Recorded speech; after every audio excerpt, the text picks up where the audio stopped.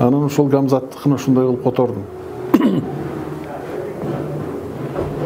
Тар дүйнөдөн кең дүйнөгө барганда, ата-энемди анда таап алганда, үйдө кандай деген суроо салганда, өмүрүндө калп айтпаган жандарга калп айта албай, жооп бере албай калганда, өкүнөрмүн дудук болбой калганга.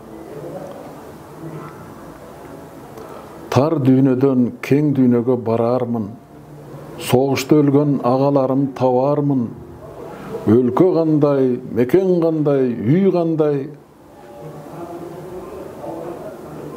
айласыздан калпты оозума алармын, кантип айтам жанын кыйып сакташкан зор мекени жок болду деп алардын.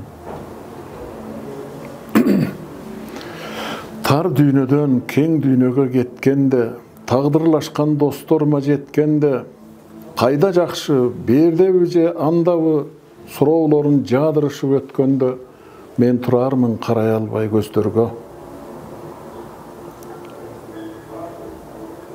Бу жалгандан чын дүйнөгө мен келем. Ал үчүнчү дүйнө. Аны дайым дегдегем. Анда тынчтык Алла менен Христос жаным дескен суроолорду бербегенди. Ушундай бир соннору чыгыптыр, анан ошону которуп интернетке салып койгом. Аны сенден башка эч ким деле окуган жок окшойт. Аны котормо